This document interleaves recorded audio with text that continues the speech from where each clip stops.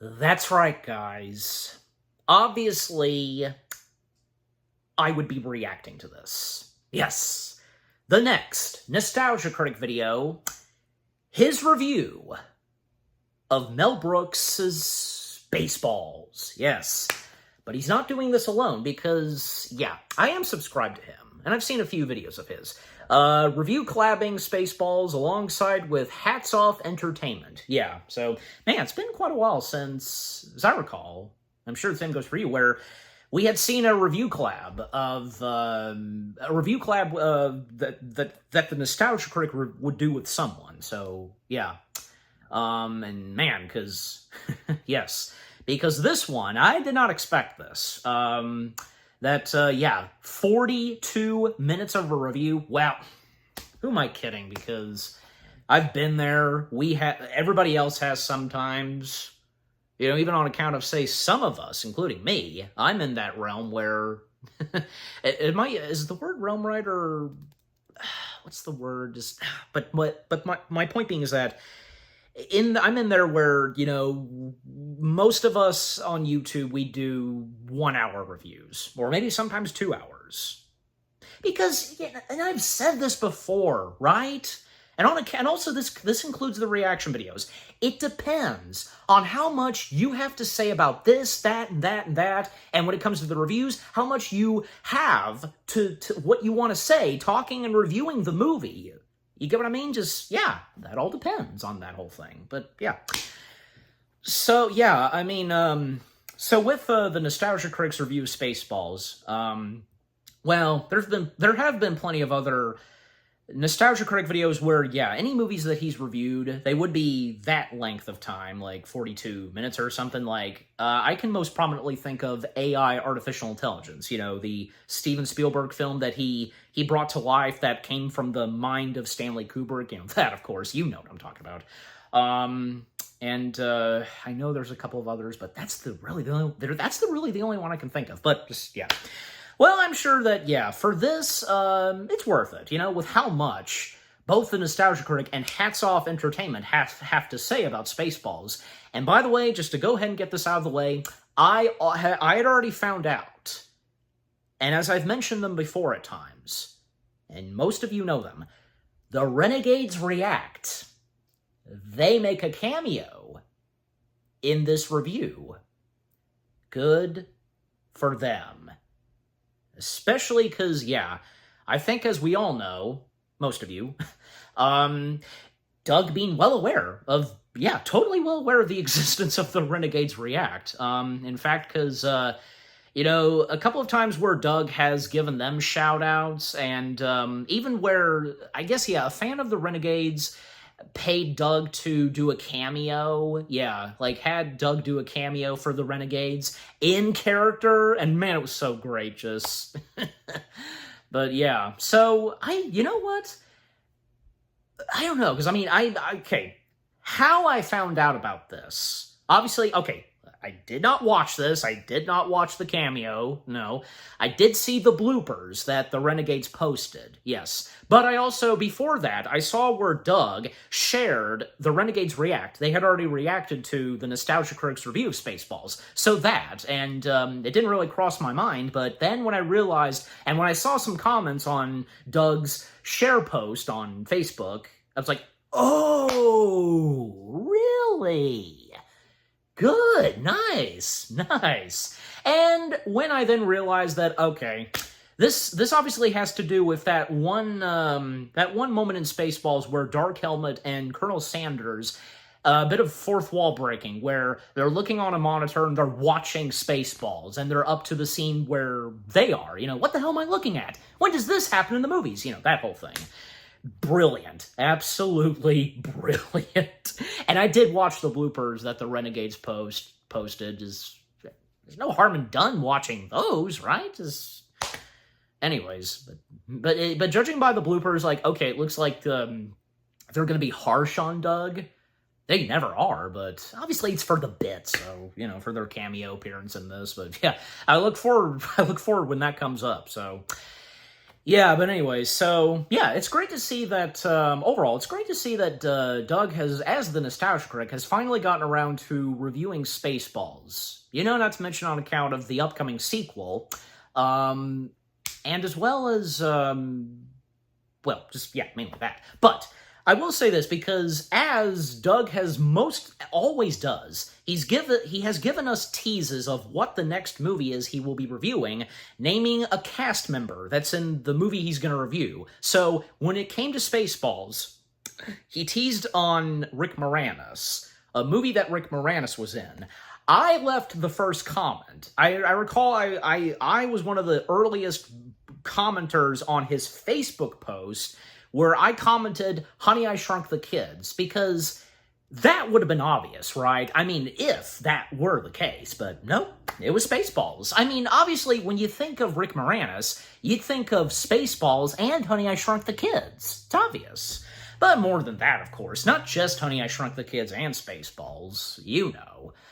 But just, yeah, yeah, and like I said, I am subscribed to Hats Off Entertainment, and I've seen a couple of his videos, but it's been just a little while since I've watched a video of his. But yeah, but overall, yeah, because I am now about to see whatever this review collab of Doug and Hats Off Entertainment's review, you know, them doing Spaceballs has to offer. So here we go. No time to waste. Enough said. Let's dive into the review itself at 42 minutes. Let's get her done. In 3, 2, 1, ludicrous speed. This episode brought to you by Factor, America's #1 ready-to-eat meal kit. With the announcement of Spaceballs 2, many have speculated Like I what said. the sequel will generate in current Hollywood. Well, wait no more, for we're announcing the new head of the Spaceballs franchise, Kathleen Kennedy. Hello. As you may be aware, things didn't work out the best when I took over Star Wars. Some No even kidding. say it bordered on satire. That's why pivoting You had in this bad direction luck. seems She to had make bad the most luck sense. running I'm happy to Lucasfilm. announce a lineup of sequels, spin-offs, and miniseries that will unite a fan base in asking, was that necessary? We'll start off with 3 new movies. The first one will basically be a repeat of the first film to show we know what we're doing. The second film will make you ask, do they know what they're doing? As we put a different guy in charge who writes the second act like the third act, and turns out about half a good movie, which makes sense as only about half the fan base will like it. The third film, we go into complete panic mode as we retcon everything in the last film to desperately make you like us. But that's not all. We'll bring you stories about characters you didn't think twice about, like a prequel for Barf starring Jack Black. And Bartholomew. First we space, then we balls. Okay, yeah. Schwartz and Clearly Steel. Minecraft. Remember the We Ain't Found Shit guy? He has a movie and a series. And for whatever reason, we'll put a lot of effort into him. Like his You'd get Tim movie Russ will back have for some it. of the best effects and action sequences, and his series will have some of the best writing the franchise has ever produced. Random. We'll also do a lot more animated series. I'm not sure who's going to run that, but they'll probably end up taking my job.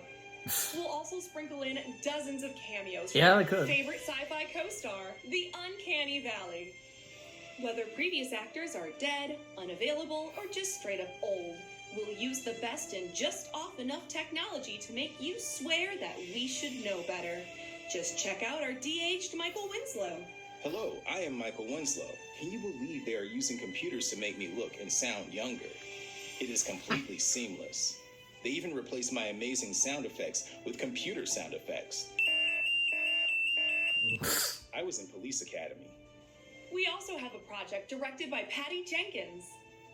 We'll shoot a teaser with the most epic yet personal buildup of all time, then randomly scrap it. Only to bring it back again, because that shows confidence in what we're promising. And of course, we'll work endlessly to hire the most diverse and memorable cast Hollywood has seen, to be written as the most bland and forgettable characters in the most bland and forgettable situations. But we'll spend obscene amounts of money putting them on sets that look like we just visited Galaxy's Edge for a weekend. So fear not, my friends. The future of Spaceballs is as carefully mapped out as a GPS signal underwater. And if you still have concerns, remember, I come from a background of producing juggernauts like Steven Spielberg, Robert Zemeckis, and Frank Marshall, and they're doing great. Yeah, she's good at being a producer on those films, but working at Lucasfilm, not good. Hello, I'm a nostalgia critic guy, remember? So you don't have to. Well, now that a sequel is being made, I figure it made sense to talk about what many consider the greatest Star Wars parody ever made. Now, how should I? 5 years after Star Wars came out, Spaceballs. Why didn't that occur to me that they would mention Spaceballs 2? Yeah. Directed by Mel Brooks in 1987, Spaceballs was, yes, a little too late to the game in terms of Star Wars satires, but much like in Frankenstein, if you get something good, the people will wait. You could argue he was waiting for the Star Wars films to wrap up before he lampooned them, which would mean he'd have to wait several more decades. But regardless, this film was an audience success, even if it wasn't a critical success. Yeah, believe it or not, critical reviews were mixed at best, saying there's some good laughs, but was a little too childish, awkward, and didn't come together as a complete whole. Years later, fans said they could stick it up their complete whole as Spaceballs went on to making an okay amount of money to, how did Lone Star put it? A shitload of money! As the film continues to be one of Brooks' most profitable movies, if not the most profitable. Not just because of how much fun it is, but also because it's lampooning one of the biggest moneymakers of all time. So, almost 40 years later, we're going to look at the staying power this movie seems to have and why some critics at the time just couldn't give in to the Schwartz. Critic. Here he comes. It's Joe Ramone from Hats Off Entertainment. Oh yeah, I've seen your YouTube channel, links below. Why do you sound so echoey? Well, I've already I am subscribed. a Schwartz ghost. I don't think I want to associate with anything with that name, so I'm just going to move on. No, wait. Sorry, I've never made a physical appearance in a video before. Godzilla, what is that? Oh, this is just how I look. It's a rare disorder where I'm made up entirely of movie clips. Oh, I thought you were just editing them together with insightful commentary. No, I'm just clips. Well, now that you're here, I'm assuming you want to do an epic crossover. No. I mean, what year is it? 2011? But I do like diving into comedy movies But from review the 80s collab, and 90s, and there is a lot to talk about with Spaceballs. So I figured I'd just chime in every now and again with some interesting detail about this movie and its production.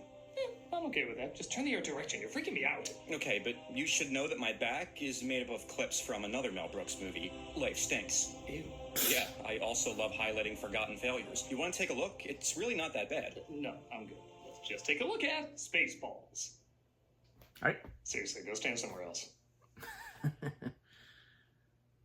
major part of almost any Mel Brooks movie is commercial his music, break. and the theme for Spaceballs is pretty catchy. Clearly a send-up to the Star Wars theme, but good enough to stand on its own.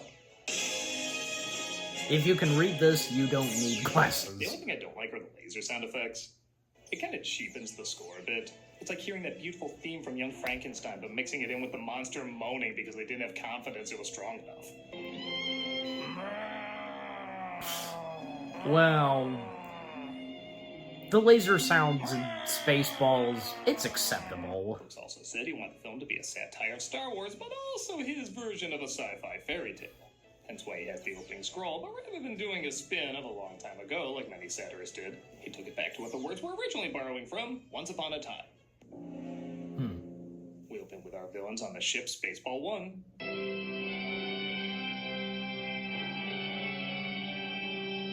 And while this is obviously a spoof of the Star Destroyer shot, What was that reference to? I think one of the reasons it works so well is it's designed to look like every few feet is narrowing near the end, but then it expands out to reveal more. Yeah. Constantly keeping you guessing when it's actually going to stop. All rise in the presence of Dark Helmet. Colonel Sanders, played by George Weiner, is the right-hand man of Dark Helmet. By the way, my dad never wore that tie despite me getting it for him every Father's Day. And I have to say, I had no idea what this film was when I saw it for the first time at a friend's house. So seeing Rick Moranis under there was a phenomenal reveal. I'll call Spaceball City and notify President Scroob immediately. I already called him, sir. You went over my helmet? Whenever someone displeases him, he uses a magical ring to make you think he's gonna choke a bitch, but really he's joking something else. No, not that. Yes, that. Pretty great, too, that the mask doesn't alter his voice. He just deepens it to sound more intimidating when it's on. Hot, too hot.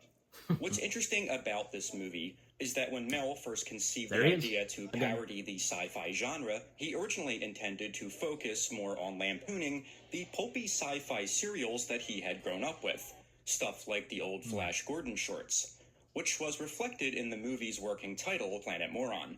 And honestly, Spaceballs would have probably had moron in its title had it not been for the release of a British comedy in 1985 called Morons from Outer Space, which even I won't threaten to play clips from. And underneath the air shield, Okay. 10,000 years of fresh air. Their plan is to steal all the fresh air from a planet called Druidia to save their planet, which is running out of resources due to bad leadership. Hey, it really does take place in the future. President Scrooge. That lousy leader is President Scrooge, which is almost Brooks backwards. And for absolutely no reason, I like to point out his mustache looks exactly like the frozen snot from Dumb and Dumber. Where would you be without my insight? What's happened to his head? It's on backwards. Why didn't somebody tell me my ass was so big? And somehow my thumbs are backwards too. No more beaming. This time I'm gonna walk. Literally. President Scrooge. Now, in addition to satirizing the science fiction genre, Mel also wanted to satirize American politics, of all things. Hence why so much time in Spaceballs is devoted to the President Scrooge character. When he first started developing this movie, Mel told a reporter in 1984, "I always try to use a parallel in my movies. In this one, I think it'll be the US and how it is run. The Planet Moron. How people continually vote for the wrong administration to run the country." Everybody got that? Meanwhile, on planet Druidia, Princess Vespa, Yeah. played by Daphne Zuniga, is being forced to marry I Prince hear you, Val. Dark Comment. I don't love him. I'm sorry, Vespa. He's the last prince left in the galaxy. Hey, CFS is no laughing matter. Help from her droid of honor, Dot Matrix, played by Joan Rivers. Here I am. Voiced by Sorry, Joan I had Rivers. to make a pit stop. I'm so excited. I couldn't hold my oil. Boy, she almost looks as shiny and plasticky as you know where I'm going with this. And the body performance of Hey, you forgot to get married. Dot. But runs away, we're introduced to our heroes. I know Lone who Star, it is. played by Maybe Bill you Pullman, do. and Barf, played by John Candy. They're being hassled by a gangster named Pizza the Hut, who nowadays would just be CG, but he looks pretty impressive as a practical effect. Who's demanding the money he's owed. You're gonna pay it. Or else pizza is gonna send out for you. And speaking of practical effects, it's worth mentioning that there are no prosthetics on Vinny here. Those robot features were all painted on. You can even see the actor's unpainted neck when he turns his head in some shots. That actor, by the way, is Rudy DeLuca, one of But it's not Netflix's really- go-to gag writers, who collaborated with him on the scripts for Silent Movie, High Anxiety, and Life Stinks, Yeah, I can which I still have some see clips that. of if you want to take But it's a look. not really noticeable. I'm good. You sure? It's got Billy Barty in it. By the way, I am going to have pizza this evening as I record this. Turn that thing off. What? This is funny. What is it? I'm just stealing a joke Mel Brooks will steal for himself in the future. Oh, that too. Sorry, sir. Doing my best. Who made that man a gunner? He's my cousin. Who is he? He's an actor. Yeah, I'm still not sure on YouTube's policy on constant swearing, so we'll go with the TV version. He's a moron, sir. How many morons No, we got in here God. anyway? Yo! Knew it, I'm surrounded by morons. God, that's not as funny. That was an alternate I take. love the one guy who was wondering how the hell he's not related to this group.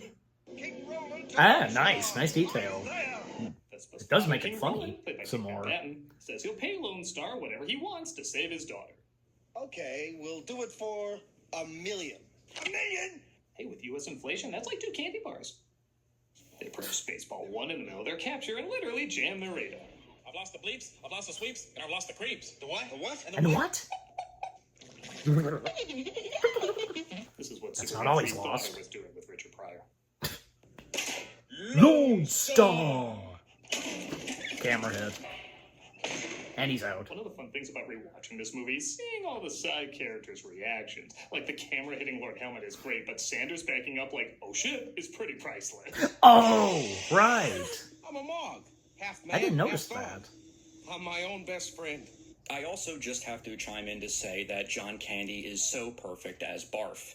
But as He is. originally conceived, the Barf character had far more canine features on his face. This would have required whoever was cast in the role to hide behind heavy prosthetic makeup. But when Rick Moranis suggested his friend John Candy for the role, and he expressed interest, Mel and the studio knew that they couldn't hide Candy's expressive and bankable face behind a ton of makeup. Yeah. So they redesigned Barf, making him look more human in the face. With the money they were able to save on this minimalist makeup application, they were then able to expand upon the character's other features, such as his ears and tail, which were brought to life through a series of complex animatronics, which took 4 puppeteers and a 30-pound battery to operate.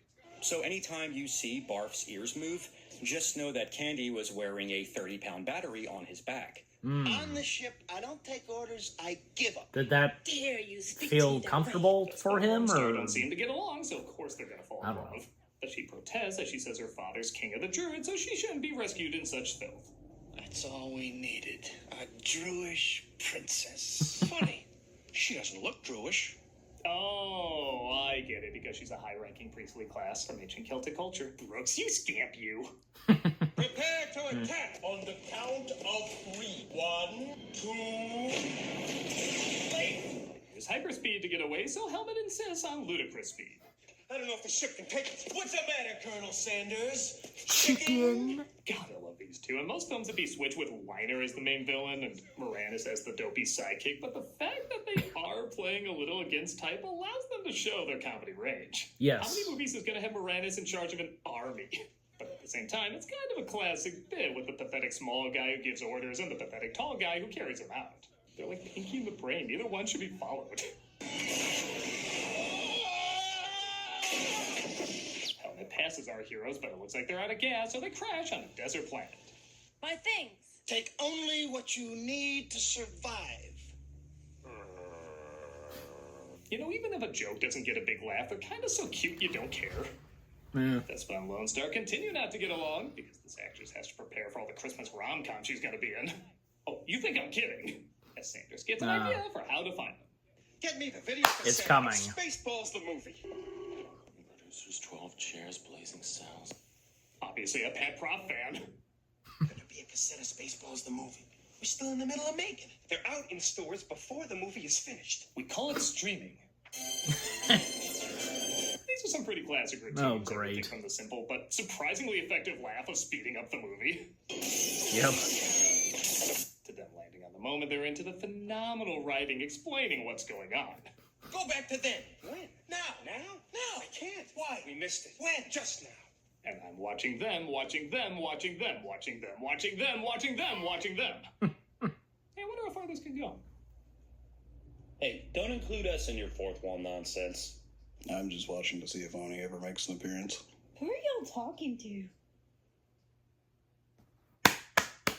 Lone Star and Vespa continue not to like each other when suddenly they do. Yeah, even for a parody, that seemed pretty fast. I could be perfectly happy the rest of my life without...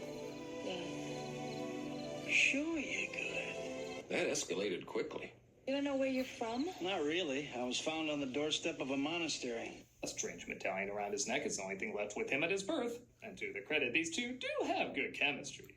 Each staying on cue with their comedic roles, but also playing it like something from a romance you'd see come out that year.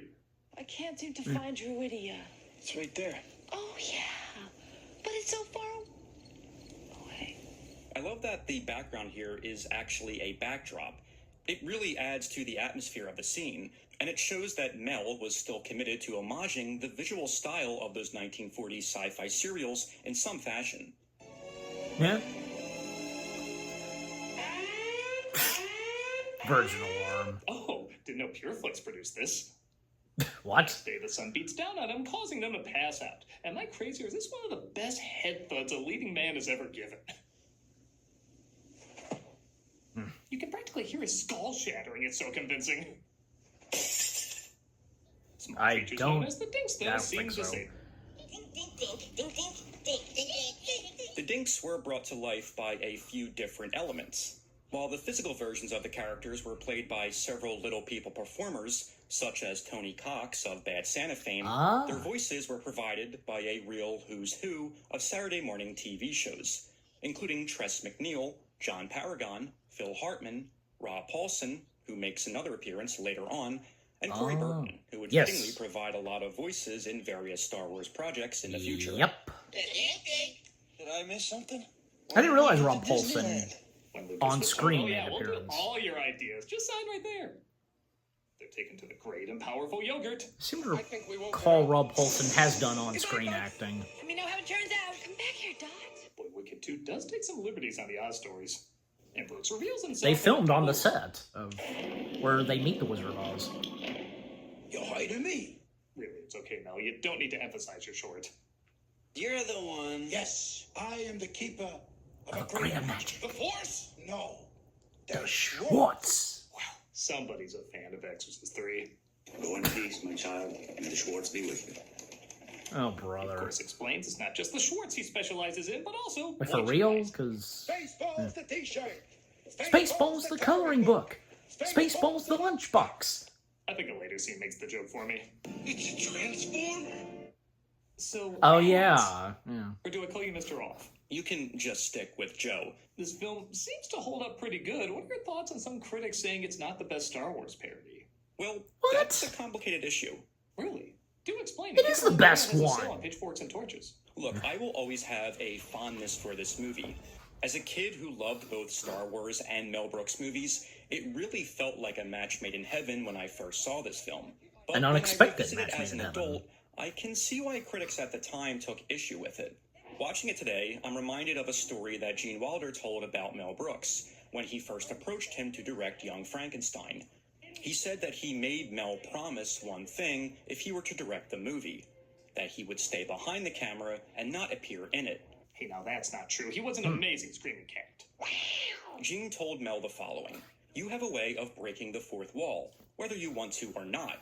I don't want too much winking at the audience." And I think Gene was onto something there. For instance, most of the humor in Young Frankenstein lands not just because of the dialogue, but rather in how matter-of-fact the cast delivers that dialogue. No one in that movie was really trying to be funny. Rather, they're just all letting the material speak for itself, trusting the writing and their fellow performers. The actors play their parts just as seriously as the actors did in those classic Universal monster movies. And even visually, the movie looks really similar to the James Whale Frankenstein movies. Yep. After both critical and box office acclaim, you would think that Mel would have approached his other parody movies in the same way. But in his very next film, Silent Movie, he put himself front and center, and nearly every gag in the movie ends up being exactly what Gene Wilder wished to avoid with Young Frankenstein, having so many jokes be one big wink at the audience. But this is something that Mel then only seemed to double down on with each of his movies. He not only started breaking the fourth wall more and more, but he also gave himself more to do in front of the camera. Seriously, by History of the World Part 1, he was playing 5 characters.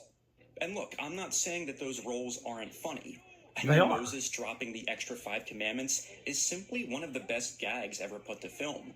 I just wish that Mel had adhered to the Young Frankenstein formula in more of his later work.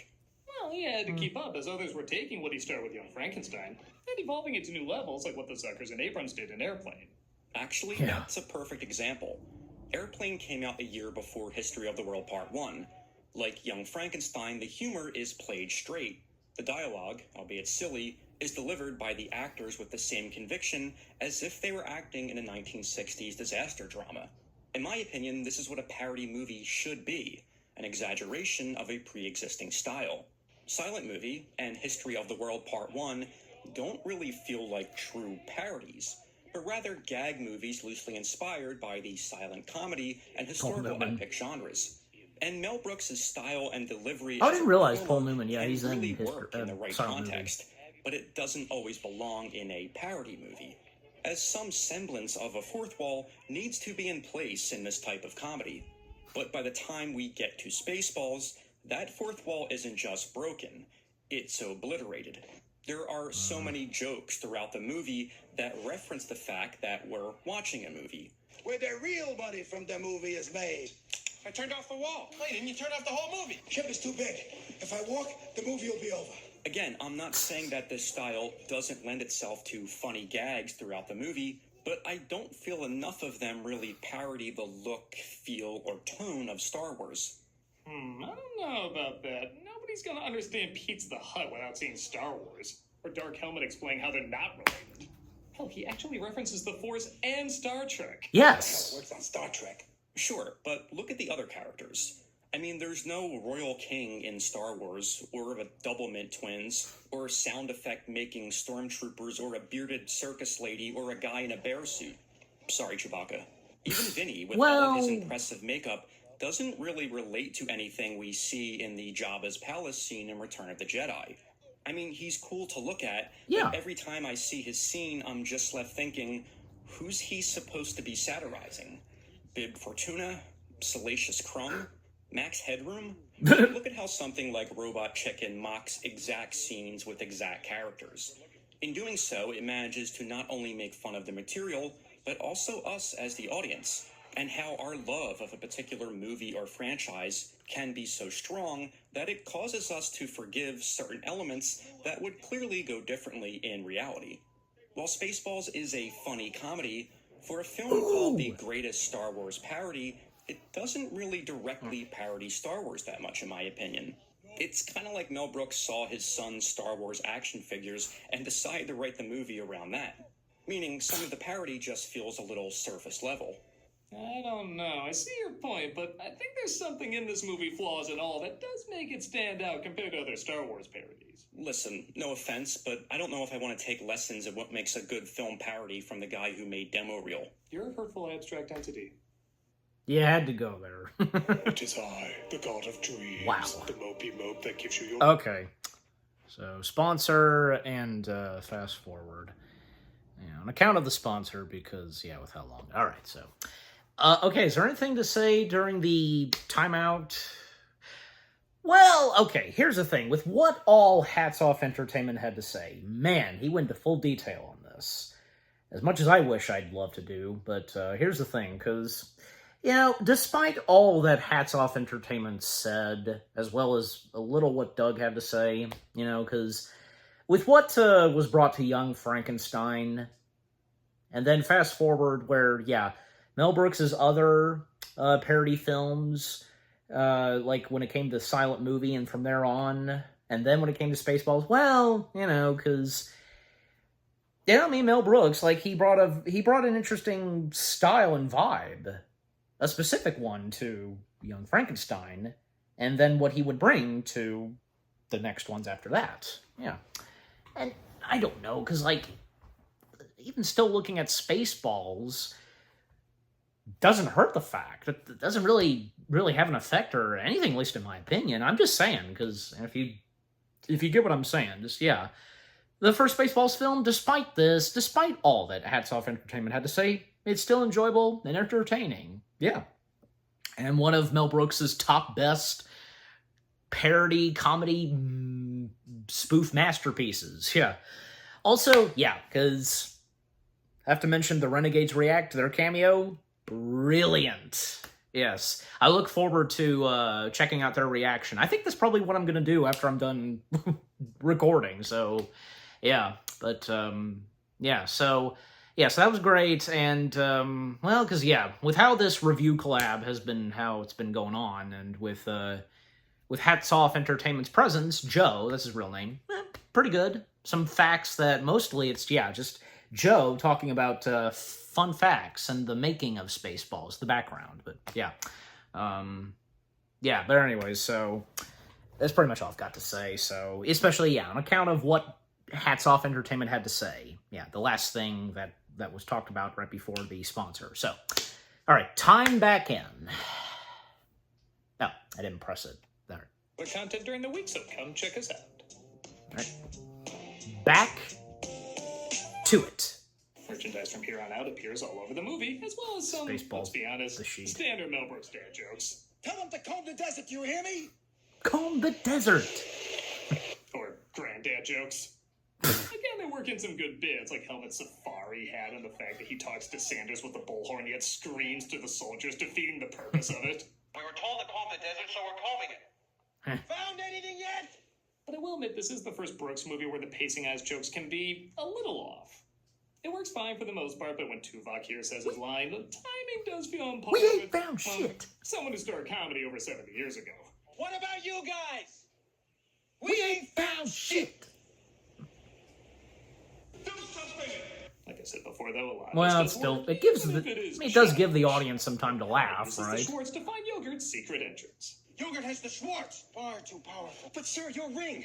Don't you have the Schwartz, too? No, he got the upside. I got the downside. See, there's two sides to every Schwartz. Ah, like Spaceballs is the upside of film parody, and the downside is Helmet disguises himself as King Roland, and one of the reasons it was smart for Brooks to play this as a legit fairy tale is, aside from this one reaction from Van Patten, Would I lie?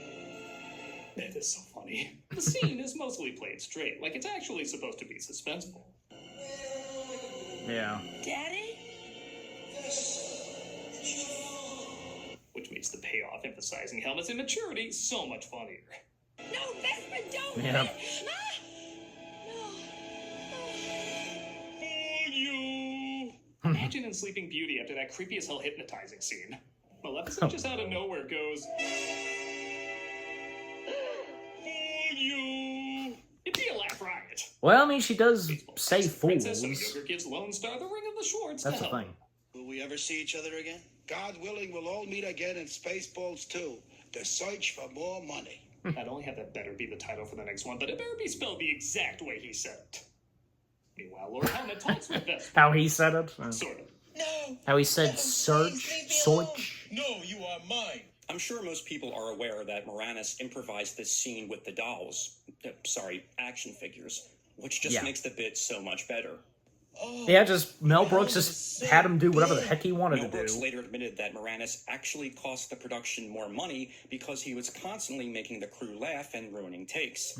Mel said he initially would get angry, but he soon realized he had no room to talk as he would laugh the hardest. And if you're wondering why Spaceballs action figures were never a reality, well, you can thank George Lucas for that. Yeah. As one of his stipulations in giving Mel Brooks his blessing to make this movie was that there would not be any Spaceballs toys or merchandise, as he feared they would detract from the sales of Star Wars merchandise. Now, George Lucas gets a lot of undeserved hate, but if there's one thing that he does deserve hate for, it's preventing us from ever getting one of our own talking yogurt dolls. May the Schwartz be with you. There have been a few that are reality. Now, another actor that I've seen Mel him on trusted YouTube. to improvise was John Candy, who was always looking for ways to add something new to his scenes. Yeah, well, normally Oh, that's gonna leave a mark. An ad-lib by Candy that Mel loves so much he decided to keep in the movie. That occurred simply because John Candy had actually forgotten to unbuckle his seatbelt during the scene. It's a shame that there were these two great improvisers in the movie, and they didn't get any scenes together. I'm honestly not even sure if they saw each other on set. I wish that after Candy had been cast, that Mel had figured out a way to add at least one small interaction between Barf and Helmet, as they just played off each other so well. Something you can see in their brief scenes together in movies like Brewster's Millions and Little Shop of Horrors. I keep forgetting John Candy's in Little Shop of Horrors. Give him the combination to the planet's air shield. You know, that's another movie that would have been obvious if Doug had reviewed Little Shop of Horrors. Where did you get that? And I'm only noticing now they have put down her legal first name as Princess. So the combination is Vespa 1, 2, Princess. 3, 4, 5. That's the stupidest combination I ever heard in my life. I can't tell you how many people have confessed when they were younger they used 1, 2, 3, 4, 5 as a combination after seeing this movie. It's so obvious, nobody would think of it. Yeah, Archer put it best. Jesus Christ, that is just Babytown frolics. Lone Star and Bar sneak in to save Vespa, but are surprised at her singing talents. Nobody knows the trouble I see. She's a base. One blog indicated this was satirizing Star Wars with a literal secret base. I'm pretty sure that wasn't intentional, but it is funny to think. They do have the Wilhelm scream, though. Yep. That is the first time I heard that yell thinking if I was shot there, I make that sound too. Spectacular stunt, my friends. They trick the villains by making them chase their stunt doubles. These are not them. You've captured their stunt doubles! Speaking of voice actors earlier, I guess Marvin the Martian is in this. I mean, they did already have his wardrobe. And our heroes try to escape as Vespa kicks some ass after her hair gets ruined. Not bad. Not bad for a girl. Hey, that was pretty good for Rambo. Don't tempt them. You know that's the next gender flip reboot. Oh, brother. Spaceballs gets ready to alter the ship to suck out the planet's atmosphere. Preparing ship for metamorphosis, sir. Good. Get on with it. Ready, Kafka? Mel actually admitted that he's ashamed of that joke, claiming the intellectuals hate me, and everyone else didn't know what I was talking about. Basically the complete opposite of a Happy Madison movie. Okay. Changing. It's not just a spaceship. It's a transformer. I wish those were the Michael Bay movies we got, though. I don't know. What would the designs look like? It transforms into a giant maid. Really? For such a silly joke, they really put a lot of hard work into these effects. And They did. All the ILM. They were involved in this. Suck! See, even the dialogue is like a Michael Bay Transformers movie. Lone Star uses the Schwartz, though, to send it in reverse. She's gone from suck to blow. I could watch that reaction on Moran's face for a lifetime. Lone Star breaks in Yeah. to destroy the ship, but Helmet is there to stop it. I am your father's brother's nephew's cousin's former roommate. Sounds like a twist modern Star Wars would have. What's that got to do with us? Absolutely nothing. And I see your Schwartz is as big as mine. However did this not get good reviews? They have a pretty fun fight sequence doing just about everything you can with the idea of lightsabers. Except holding it backwards, we did that one. But Helmet Yes, you manages to did. get the ring. Now you see that evil. Why couldn't belongs James to Rolfe them, join into this? Because good Huh. is dumb. Have I mentioned yet how insanely quotable this movie is? Yes. Telepathically tells him it was never the feather Dumbo. Use the Schwartz. Yeah, one of those things. Can't. I lost the ring. The Schwartz is in you, Lone Star. Which I'm only now, years later, realizing how hilarious that sounds.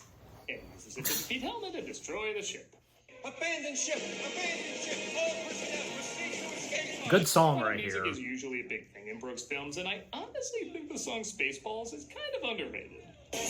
I agree.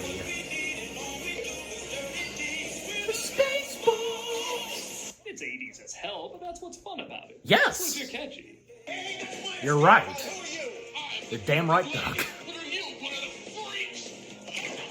Also, I know it's a real woman who played the bearded lady, but I can't find out Ah. anywhere who dubbed her voice.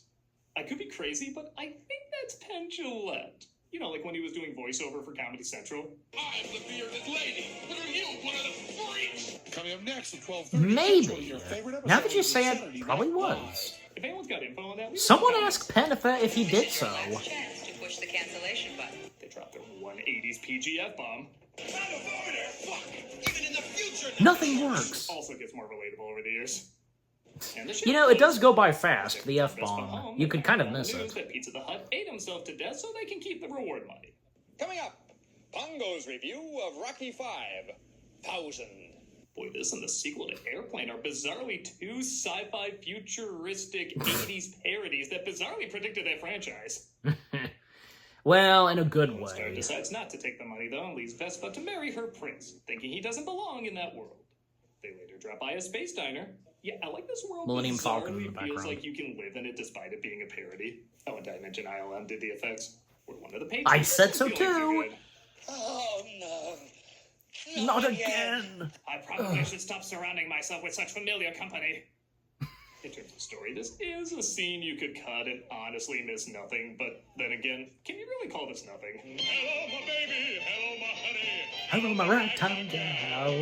Again, for as huge It's as hilarious. this movie is, the genuine, subtle, believable reactions from the actors makes these moments instantly funny. Check, please. Yoga reveals to Lone Star that his medallion is actually a royal birth certificate and that he's actually a prince. His parents and kingdom being... which means he can go marry the princess. Princess. May the Schwartz be with you. Princess Valiant. I'm sorry. It's the hair. That's another one of Mel's writers, Ronnie Graham, who actually worked on the script for this movie. And he would later appear in another Mel Brooks movie. I forget the name. Who the hell are you? He just showed Prince it. Lone Star. When Lone Star interrupts saying he's a prince... Well, the yeah, horse Life has got Stinks more obviously is not happily one of ever after. Mel's And I do top mean best everybody, ones. Even Chewie got his medal this time. Hey. What about the Planet of the Apes reference? You can't forget to Oh, well. And that was Spaceballs. Sure, not every joke works, and the timing can be a little off here and there, but I still really enjoy it. Me too. Even if I Me do too. have trouble calling it Same goes the for you, I'm best sure. Star Wars parody. Ah, geez, this again? Again, don't get me wrong. There's still a ton of stuff that I love about We ever this gonna see movie. his face? There's so many great little moments throughout it.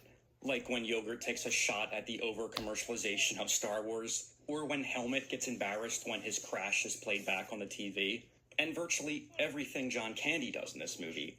And even the supporting characters are great, like Colonel Sanders, someone most people would write off as a forgettable side character, who really enhances a lot of the scenes that he's in. When it comes to direct parody, though, I find it ironic that the Zucker brothers and Jim Abrams were inspired by Mel Brooks when making Airplane, and afterwards, Brooks was clearly inspired by those guys to make movies like Spaceballs. In my opinion, though, Zaz, as they're called, had a much better handle on what makes an effective parody. They knew the closer that they stuck to their inspiration, the funnier the movie would be.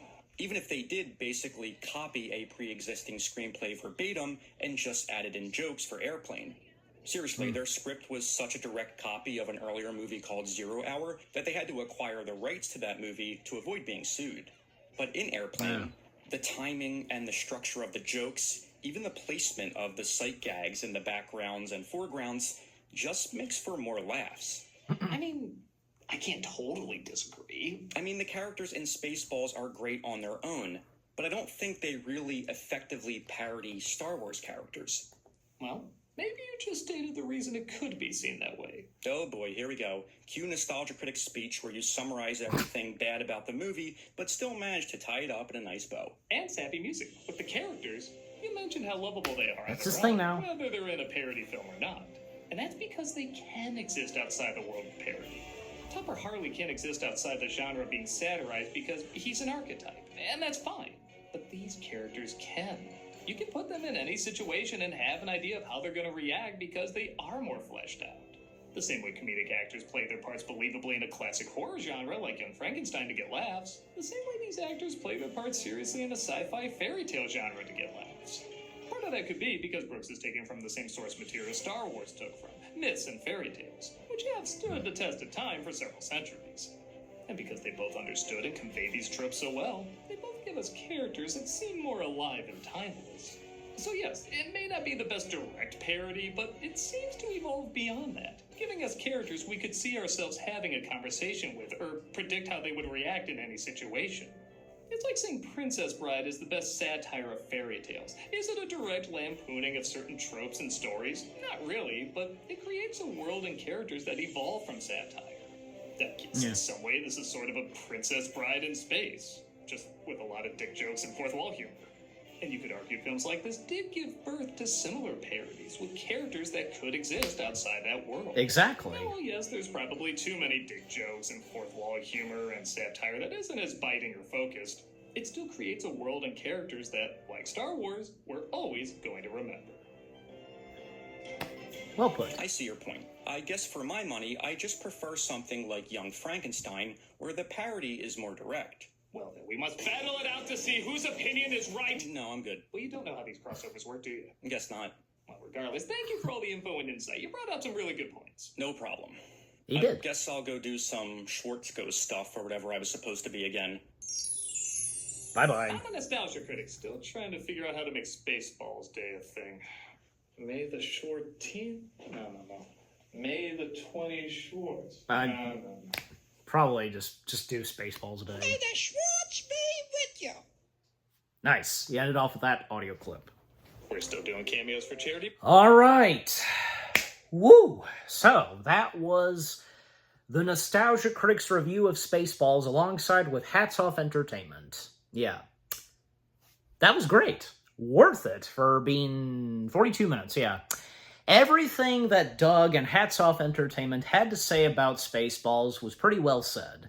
With some of the fun facts that Hats Off Entertainment had to say, and, Nostalgia Critic doing all of the reviewing, and, the funny moments here and there, like the opening to the review, Heather, playing Kathleen Kennedy. But, here's, like I said, Kathleen Kennedy, she's a great movie producer, but on the side of her being president of Lucasfilm, sadly, she doesn't have that in her.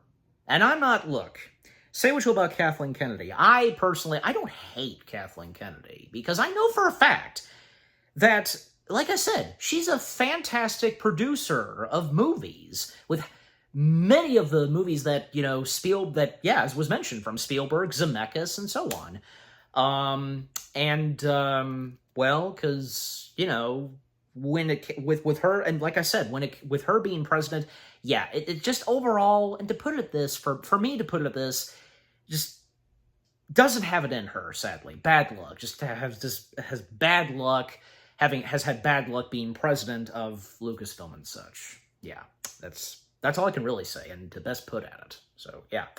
But yeah, so with that, and with, yeah, the Renegades React cameo, that was brilliant. It's great to see they finally get to appear in something Nostalgia Critic. And, you know, because since sometimes Doug would feature his fans in some of his videos, like during the old days of Nostalgia Critic content, there were times where he would feature fans at the conventions. They would be featured in some of his in some of the Nostalgia Critic videos. I'm sure you know what I'm talking about. So that's great to see, you know, doing that still. And yeah, and again, just having Hats Off Entertainment being a part of this, and yeah, because we didn't see his face, and with how he appears in this video, yeah. And yeah, there were some fun facts that Hats Off Entertainment brought up that I didn't know of, but until now. So yeah, and like I also said, how did it not occur to me that they would bring up Spaceballs 2? It should have been so obvious for me. Because I brought it up before I started the video, but yeah. Anyways.